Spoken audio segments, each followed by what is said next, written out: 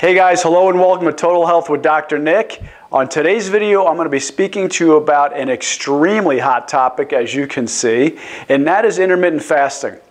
Guys, I get this topic virtually every single day in my practice, and everybody wants to know what it's about. How does it work? I don't know if I can do it, Dr. Nick. I don't know if I can, not eat for that long period of time. And there's so many misconceptions of how it works.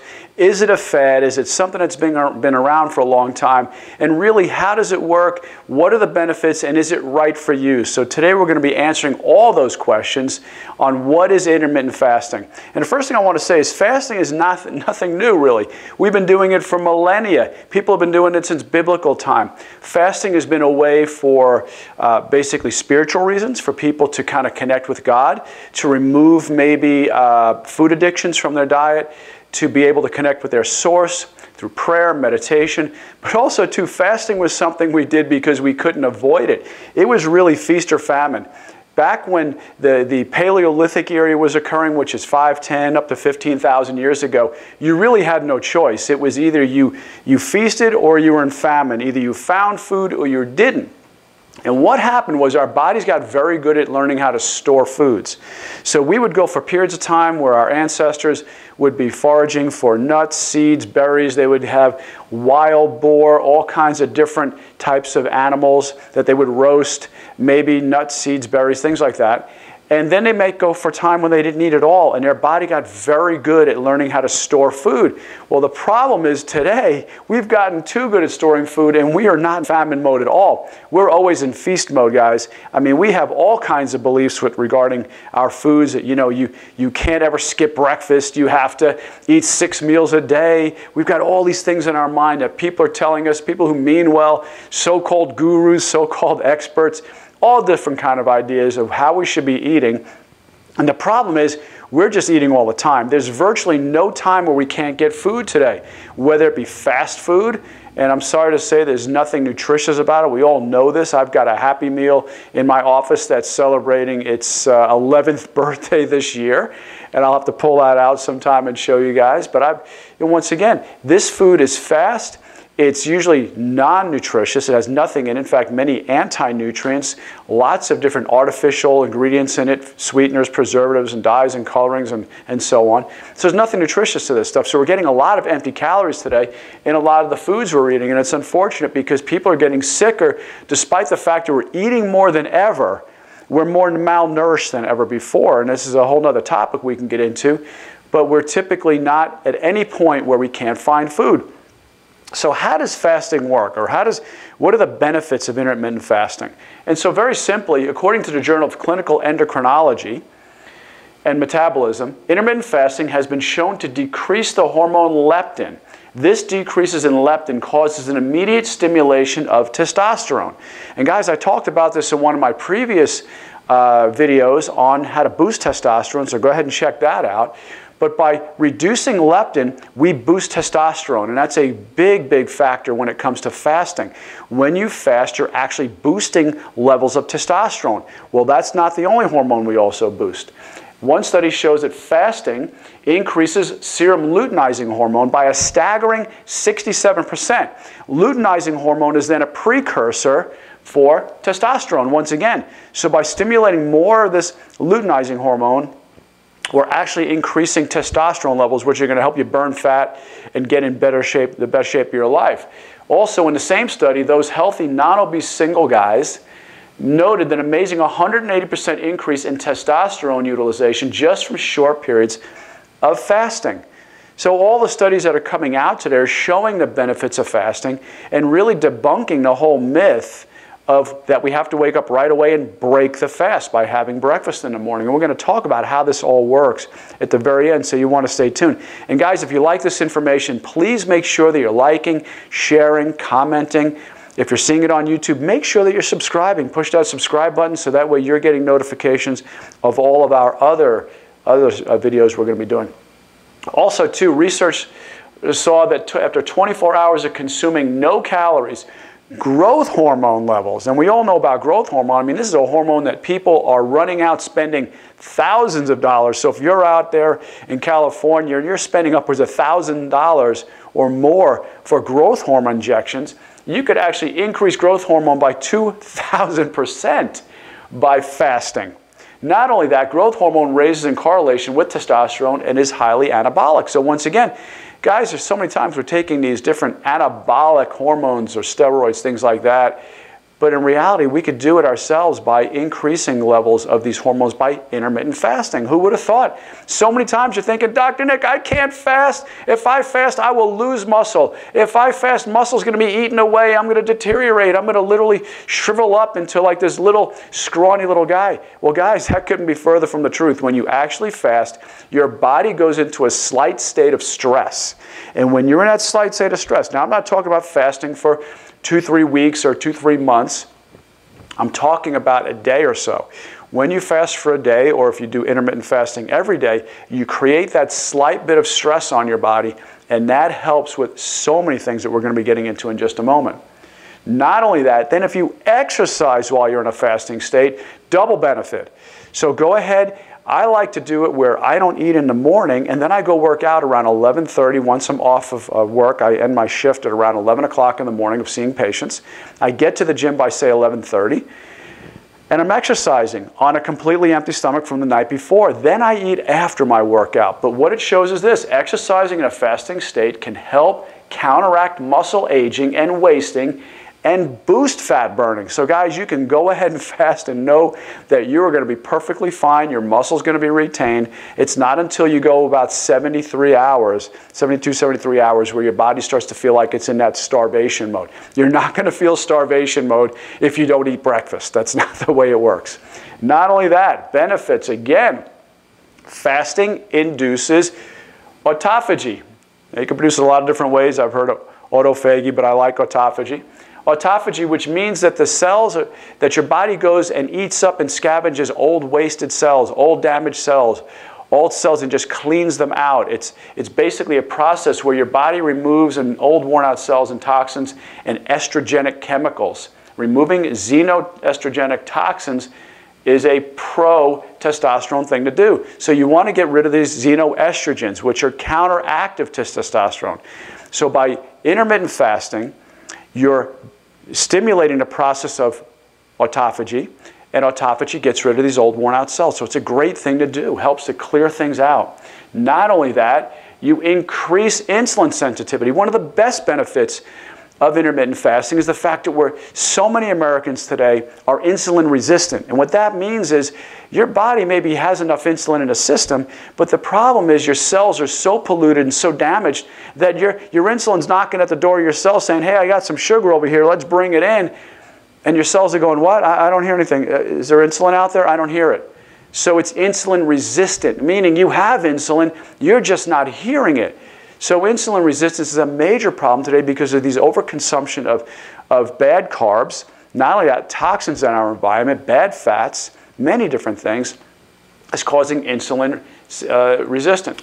So intermittent fasting is also shown to increase ghrelin levels, which is also known as your hunger hormone, which in turn stimulates human growth hormone. Once again, one of those hormones we want to have a lot of because it's great at immobilizing fats and building muscle. Not only that, it decreases triglyceride levels.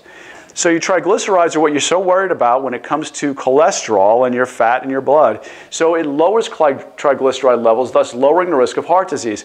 It also lowers inflammation. That's a big one, guys. So many of us struggle and suffer with inflammation because of all the all the inflammatory foods that we eat, all the bad carbs that we eat, all the anti-nutrients we eat, the bad fats, the bad meats, the toxins we're exposed to. All of this increases inflammation, not to mention the fact that we overconsume carbohydrates in the form of grains. And a lot of you who are insulin or insulin resistant, by lowering that and getting away from a lot of those grains, you can help with that alone right there. Weight gain and metabolic risk is also lowered. So intermittent fasting, you start to lose weight. Great thing it does is it helps regulate your hormones better, and that's one of the best benefits of it. So, how do we do intermittent fasting? Well, first of all, intermittent fasting is simple. It doesn't require you changing your diet a lot. So many of you out there are just nervous and worried. I don't know, Dr. Nick, I'm never going to have a certain food again. I'm never going to have, hey, believe me, I'm Italian. I love cannolis. Everybody out there knows that who's seen some of my other videos. I love cannolis. I have to have cannolis. Not every day, but a little bit here and there. But I love my cheat days. I love days where I start to, take a little bit of a vacation and have some vacation food. It's okay, but with the benefits of intermittent fasting, it's simple. Basically, you're not changing your rules, not calorie counting, not changing your diet a lot. You're just changing your window of when you eat. It's convenient. No need to think about food all day long. You're not looking at all the different foods you can or cannot eat. That has nothing to do with intermittent fasting. Intermittent fasting is the window or the time that you eat. It has nothing to do with the foods that you eat. But I will get into what will help you do better with this in a little while and actually stimulate even more weight loss and more fat loss. It's effective, weight loss of up to 0.3 to 0.8 pounds a day. So yes, you can lose a lot of weight doing intermittent fasting without changing really anything else with your diet at all, not changing the type of foods you eat or the amount that you eat. Because intermittent fasting is not about restricting calories. It's just about changing the window of time when you eat.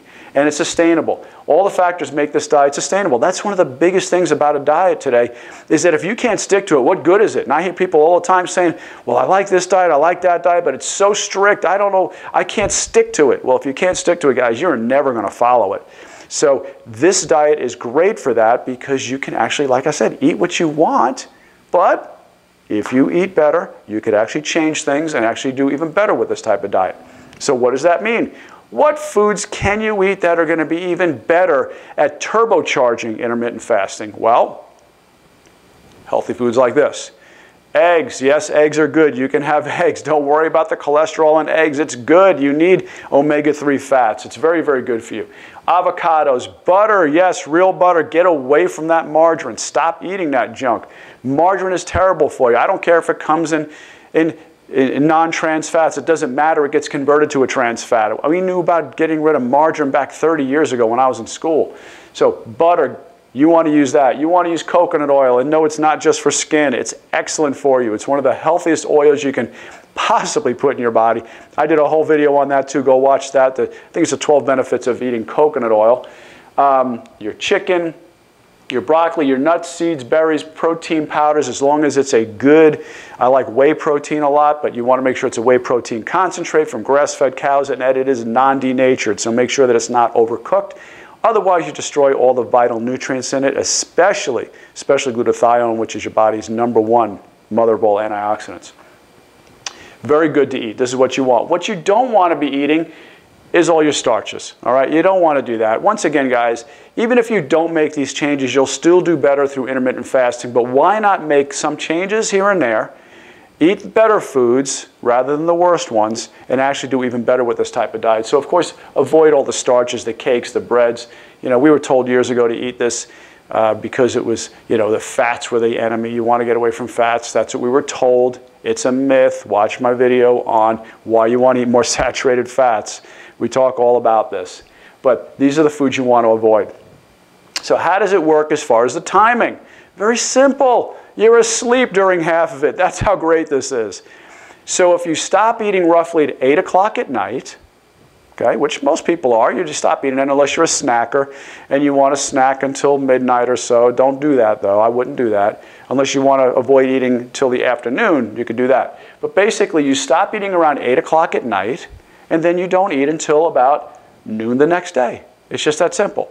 Stop eating at 8 o'clock and eat about noon the next day. And in my case, what I do is I work out. So I get up, I do my morning routine, I go to my office, I see patients till about 11 o'clock. When I'm done, I finish up, I go to the gym. I have a workout that's about 40 minutes long, and then from there, I eat.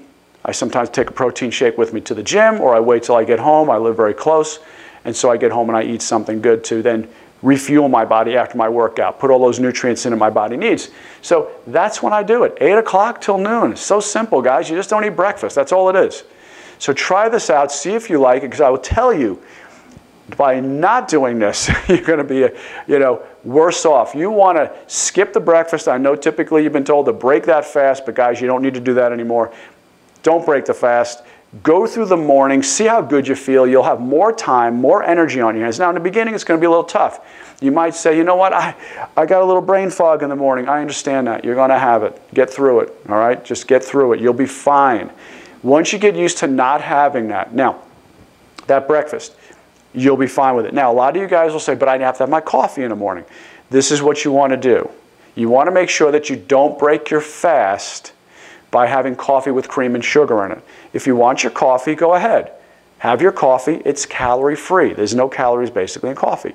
But what you want to do is maybe put stevia in it or just drink it black. But don't put milk, sugar, cream, coconut creamer in it or anything like that. If you do, or if you do the bulletproof thing, which I love to do, but that's breaking the fast. If you put the bulletproof thing, which means that in your coffee, for the guys who don't know bulletproof, in your coffee you're going to put about a tablespoon of coconut oil or MCT oil and 2 tablespoons of Kerrygold grass-fed butter that is non-salted. So once again, coffee, butter, and coconut or MCT oil, one of those 2.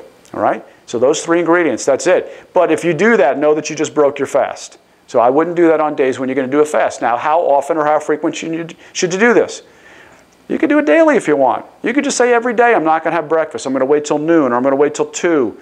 Whatever it is, that's when you have your first meal. So it's just about shortening your window. So your window is maybe 12 to 8 o'clock that you eat.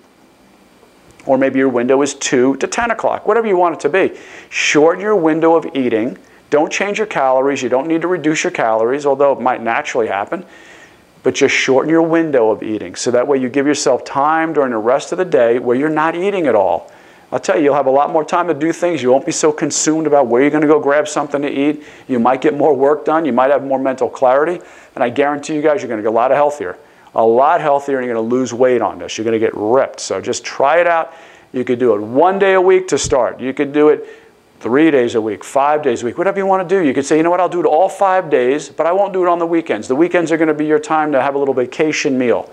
That's okay too. Start off just once a week, whatever you want to do, and then you might work up to more hours. You might say, you know what, I'm going to do a 24-hour fast now, and I'll do that once a week. Just a 24-hour fast. I might do Monday, whatever it is.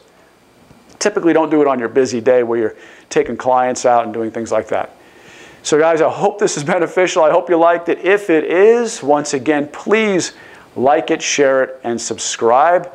Dr. Nick signing off. I thank you so much for being here with me. God bless. Have a blessed day. Bye-bye.